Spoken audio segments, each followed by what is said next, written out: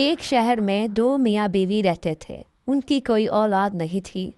وہ ادھر عمر کے ہو چکے تھے اور بڑھاپے کے دور میں قدم رکھنے والے تھے۔ شوہر بازار میں ایک تاجر کا سامان دوسرے تاجر کی دکان پر پہنچ جاتا اور گاہکوں کا سامان ان کی گاڑیوں میں رکھتا تھا۔ شام تک اسے کچھ پیسے مل جاتے جس سے دونوں میاں بیوی کا گزر بسر ہو جاتا تھا۔ وہ دونوں چاہتے تھے کہ بوڑھے ہونے سے پہلے حج کی سعادت حاصل کر لیں۔ خاص طور پہ میاں جی کی خواہش تھی کہ وہ مرنے سے پہلے روضہ رسول صلی اللہ علیہ وسلم کی زیارت کر لیں۔ اس لیے انہوں نے تھوڑے تھوڑے پیسے جمع کر کے 10 روپے جمع کر لیے۔ اس زمانے میں چاندی کا سکہ چلتا تھا۔ وہ ہفتے میں ایک بار اپنی تھیلی نکال کر ان سکوں کو گنتا اور ان کی کھن کھن کی آواز سن کر خوش ہو جاتا۔ بیوی نے ایک دن میاں صاحب سے کہا، حج کے پیسے جمع ہونے تک تو ہم بالکل بوڑھے ہو جائیں گے اور ہو سکتا ہے مر بھی جائیں۔ وہ بولا، پھر کیا کریں، ہم تھوڑے تھوڑے پیسے ہی جمع کر سکتے ہیں۔ دعا کرو اللہ ہمیں چھپڑ پھاڑ کا پیسہ دے دے۔ اس زمانے میں ہندوستان کے لوگوں میں، خاص طور پہ مسلمانوں میں، ایک محدود طبقے کو چھوڑ کر غربت بہت زیادہ تھی۔ مسلمان بادشاہوں نے ان کے معاشی حالات درست کرنے کے لیے کوئی اقدامات نہیں کیے تھے۔ ان کی تو توجہ صرف شاہی خاندان اور امراء کے بہبود پر رہتی تھی۔ اس لیے اس غربت افلاس کے دور میں دونوں میاں بیوی رہ رہے تھے اور حج کی سعادت کے لیے گن گن کر پیسے جمع کر رہے تھے۔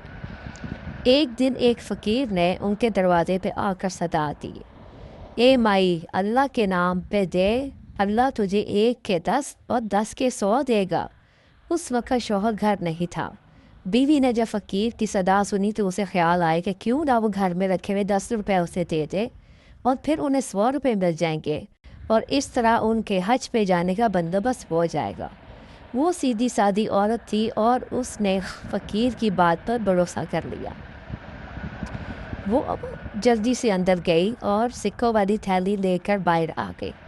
اس نے فقیر سے کہا، سائیں، سچ سچ بتاؤ، اگر میں تمہیں 10 روپے دوں گی تو کیا تم مجھے 100 روپے دے دو گے؟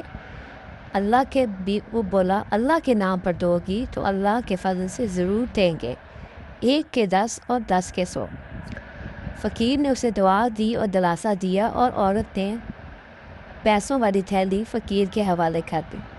2 دن بعد میاں نے حسب عادت تھیلی نکالنے کے لیے الماری میں ہاتھ ڈالا تو وہاں کچھ نہیں تھا۔ اس نے گھبرا کے دیکھا اور بیوی سے کہا کہ وہ پیسے اندر نہیں ہیں۔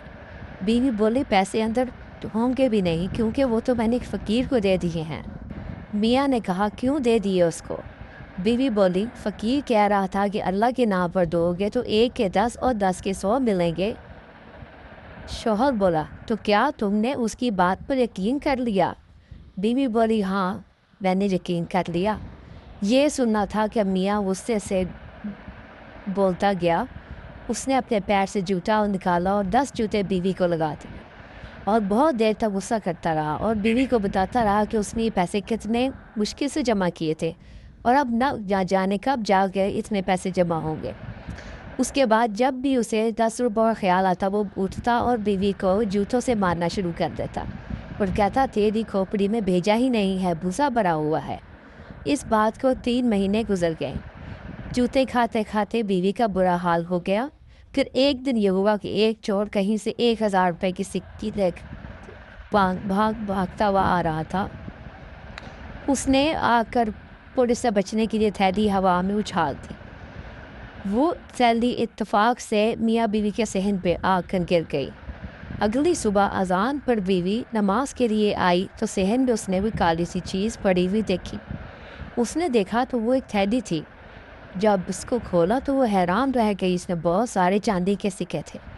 اس نے آسمان کی طرف منہ اٹھا کر دیکھا اور دل میں سوچا کہ لے، فقیر کی بات تو سچی ہو گئی ہے، اسے 10 کے 100 مل گئے ہیں۔ وہ پھر اپنے کوٹری میں آئی اور میاں وہ اٹھایا اور بولا، اٹھ، تیرے جوتوں کے بدلے اللہ تعالیٰ نے مجھے سکے دے دیے ہیں۔ شوہر بھی سکے دے کے حیران رہ گیا اور اس نے دیکھا تو وہ 100 نہیں 1000 سکے تھے۔ اتنی دیر میں وہی فقیر آیا تو اس نے وہی صدا لگائی، دے مائی اللہ کے نام پہ۔ آواز سن کے بیوی فقیر پہ آ گئی اور کہنے لگی، بابا تو سچا ہے، تیرا خدا سچا ہے، اس نے 1 کے 10 اور 10 کے 100 نہیں بلکہ 1000 دے دیے، لیکن یہ جو جوتے پڑتے رہے ہیں یہ میں اسے برداشت نہیں کر سکتی۔